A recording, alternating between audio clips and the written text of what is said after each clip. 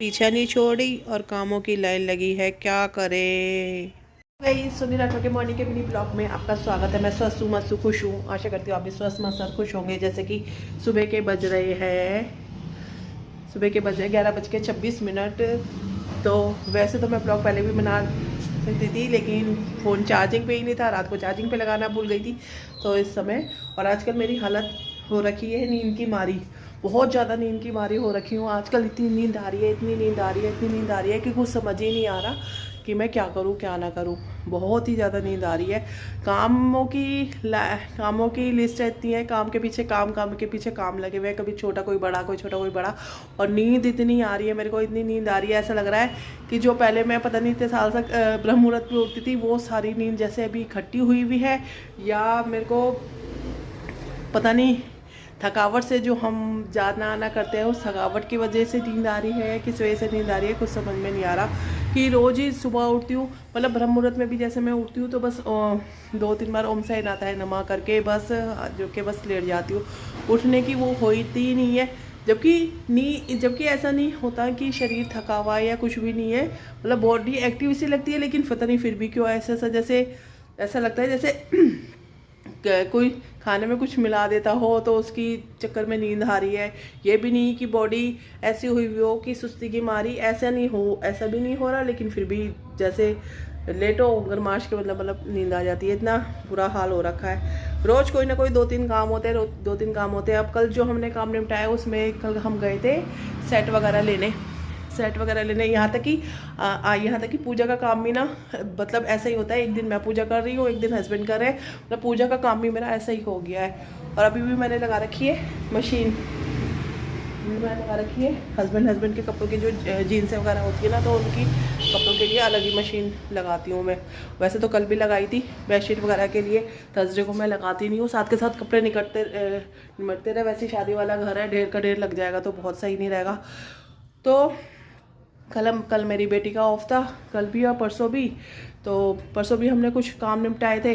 परसों मैंने जैसे कि बताया था क्लीनिंग वगैरह कराई थी, मैंने शाम का ब्लॉग बनाया था और काफ़ी चेंज आया फेस में, नेहा कतर से करवाया था। और कल का दिन भी हम गए थे सेट वगैरह लेने। जो कि मेरा मेहंदी पे पहनने वाला लहंगा है उसका तो सेट मैं ले आई थी अपनी दौरानी के साथ जाके, लेकिन जो मेरा कहते हैं कि शादी पे पहनने वाला लहंगा है उसका सेट रह रहा था, तो उसका सेट हम लेने गए थे। मतलब सेट की कीमत आप बिलीव करोगे, सेट की कीमत पहले बताई उसने 3200 रुपये, फिर उसने बताई 3000 रुपये, मतलब 3000 रुपये। मैंने क्या कह रहा कि जब मैं उसकी दुकान से जाने लगी तो कहते कि आप इसको रेंट पे भी ले सकते हैं, आप इसको रेंट पे भी ले सकते हैं। तो फिर मैंने, और उसके अंदर ना काफ़ी सामान था, इसलिए उसकी कीमत सबसे पहले उसने 3800 रुपये बताई थी। उसमें सामान था नत्ती और ये मांग टीका के साथ वो जो जैसे राजस्थानी वालों की ऐसे हेयर बैंड जैसे वो आती है ना, टिकड़े जैसे वो होते हैं। और उसके साथ एक लॉन्ग सा भी कुछ सेट सा था, पतला सा कुछ ऐसा सा भी था। तो मतलब हमने उसको कहा कि हमें ये फालतू का सामान नहीं लेना है, इसकी जगह बस यही जो हमें चाहिए बस ये लेना है, जो हमें जिसकी नीड थी। टीका था, कान के इयरिंग से, गले का सेट था। तो कहता है जी भैया कि इसके लगेंगे 3000 रुपये। और फिर हमने कहा नहीं भैया ये हमारे बजट से ज़्यादा जा रहा है। कहते हैं कि क्योंकि पहले भी सगाई का सेट लिया था, वो भी मैंने 3300 रुपये का लिया था, उसके भी बार्गेनिंग करते, एडी का सेट था, उसके भी बार्गेनिंग करते 2950 पता नहीं 3000 के करीब दिया था वो। तो फिर हम कहने लगा, जैसे हम निकलने लगे दुकान से, फिर भी इतनी देर तक हम उसकी दुकान पे सेट देखते रहे, तो बेटी ने मेकअप बॉक्स ले लिया था जिसके अंदर मेकअप का सामान रखते हैं। कहा कि चलो कुछ तो लेके चलते हैं। फिर जो दूसरी शॉप पे पहुंचे तो दूसरी और चलते चलते कहने लगा कि आप ना रेंट पे भी ले सकते हो, ये सेट रेंट पे भी ले सकते हो। और रेंट पे लेने के लिए मैंने कहा कि रेंट क्या होगा इसका, तो कहता है 1500 रुपये रेंट। मतलब कि मैं पागल हूँ कि 3000 वाले सेट के 1500 रुपये रेंट दूँगी है। तो फिर हम दूसरी शॉप पे गए, उसने भी सेट के कहता है कि जो सेट मेरे को पसंद आया, जैसा कि मेरे को लहंगे का ब्लाउज़ लेके गई थी मैचिंग का, तो वैसे ही सेट लेना था। तो वो मिला मेरे को 3000 से। वो कह रहा कि 2800। मैंने कहा मैं तो 1800, मैं तो सीधे कहा कि मैं तो 1800 रुपये दूँगी, बस इससे ज़्यादा मैं नहीं दूँगी। तो फिर कह रहे नहीं 1800 में तो नहीं होगा। वो मतलब मना भी नहीं कर रहा, हाँ भी नहीं कर रहा, मतलब ऐसे लूज करता रहा, डब्बे को खोल रहा बंद कर रहा, तो फिर मैंने अपनी बेटी से कहा, मैंने कहा चलते हैं, रहने दे, और भी बहुत शॉप है, हम वहाँ पे ट्राई कर लेंगे।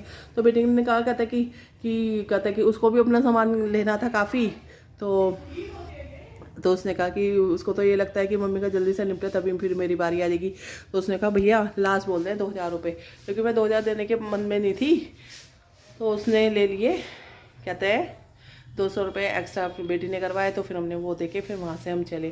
फिर वहाँ से चलने के बाद फिर हम घर आए। घर आने के बाद फिर हम गए, कहते कि क्योंकि जो भाजी के डिब्बों का ना हम ऑर्डर कर रहे हैं अकॉर्डिंग टू जैसे जैसे हमारा डे डिसाइड होता है, कब कब इसको देना होता है, उसके अकॉर्डिंग ही हम जैसे 20 डब्बों का ऑर्डर करते हैं।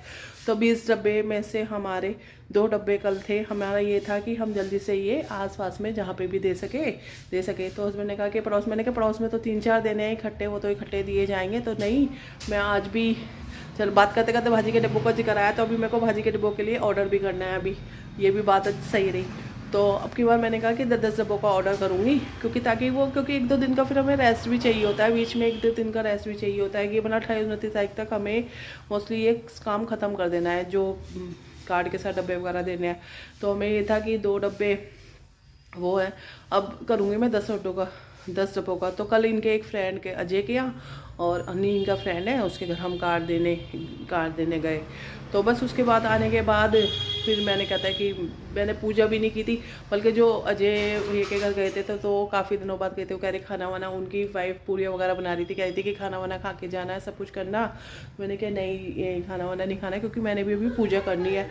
और जो कहता है कि शुक्रवार की पूजा होती है ना, तो फिर मैं उसमें लक्ष्मी माँ के लिए खीर का भोग लगाती हूँ।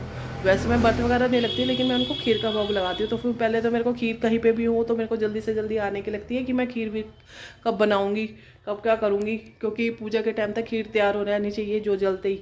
तो फिर मैं खीर भी मेरी बहुत जल्दी, मैं 15 मिनट में खीर बना लेती हूँ जल्दी। उसका भी बनाने का तरीका ये है कि मैं मिक्सी में ना जो पूरा वाला जो राइस होता है, जो हम मतलब जिसका हम पुलाव वगैरह बनाते हैं, वही वाला राइस लेके अच्छी तरह वॉश करके उसको जो छोटा वाला ग्राइंडर जो मसालों वाला होता है उसके अंदर थोड़े से डाल के उसको बिल्कुल इतनी कस के उसको वो कर देती हूँ, मिक्सी को इतने राउंड करवा देती हूँ कि वो बिल्कुल ना जैसे होते हैं ना समा के चावल वैसे हो जाते हैं। फिर उसकी खीर मैं बनाती हूँ। और आजकल तो ये भी देखने का टाइम नहीं मिलता मेरे को कि कौन सा दिन एकादशी का है या कौन सा दिन उसका है, कि पता है चले एकादशी वाले दिन भी बन जाए।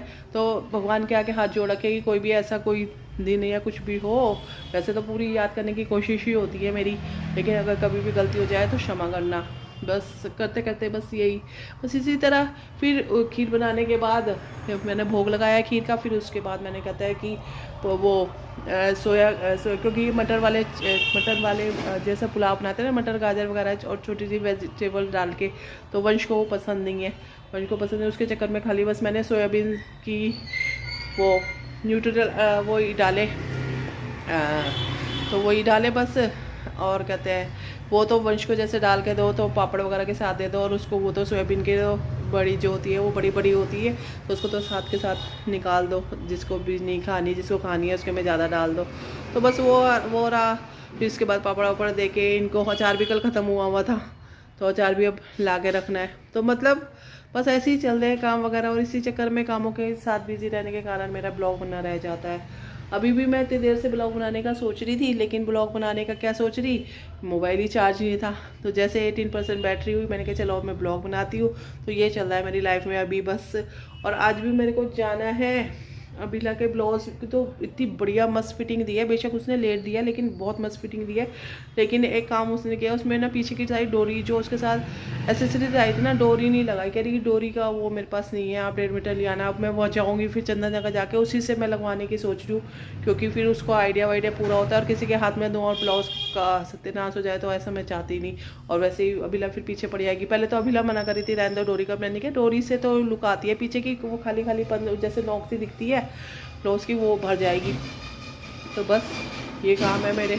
और आज शायद हमें 1-2 जगह और भी जाना है, उसकी तैयारी में लगी हुई हूँ। आज वो वाले कमरे की सेटी वगैरह पे से जितने भी एक्स्ट्रा कपड़े थे बेड के अंदर रखे, बस यही लगाया हुआ है। जल्दी जल्दी से सफाइयाँ करनी भी स्टार्ट करनी पड़ेगी, क्योंकि फिर 26 तारीख भी जैसे कि हमारा सुंदरकांड है वो भी होने वाला है। उस दिन भी इसके सास ससुर शायद हमारे घर आए, तो ससुराल वाले, तो बस सफाइयों में भी लगे हुए हैं। सफाई का काम भी साथ साथ ही होता चला जा रहा है, और साथ के साथ कपड़ों की पैकिंग भी करी जा रही है, कौन से दिन कैसे कैसे पहनने हैं। तो बस ऐसे सही चलता है। तो बस ब्लॉग को ख़त्म करने का टाइम हो गया। ब्लॉग को ख़त्म करने से पहले ओम साईनाथाय नमः। गुरु बिना ज्ञानी, जीवन में मान्य ही, उनके बिना तो कुछ संभव नहीं है, असंभव को भी संभव बना देते हैं वो। और जैसे कि आज कहते हैं कि शनिवार का दिन है, ओम हनुमते नमः, श्याम रामचंद्र भगवान की जय। और जैसे कि शनिवार का भी दिन है, ओम शनिश्चराय नमः। इसी के साथ मैं अपना ब्लॉग ख़त्म करती हूँ, क्योंकि वंश के भी आने का टाइम हो रहा है और मैं अभी नहाने भी नहीं जा पा रही, क्योंकि जैसे मैं नहाने जाऊँगी बेल बजेगी, वंश आ जाएगा। इस करके बस और उधर मशीन भी लगी हुई है, तो बस मैं वेट कर रही हूँ साथ के साथ मशीन का भी काम हो जाए और वंश भी आ जाए, तो दूसरे राउंड में उसके कपड़े धुलने हैं। तो बस चलो, have a nice day, tata bye bye. Blog को अब मैं यहीं पर ख़त्म करती हूँ।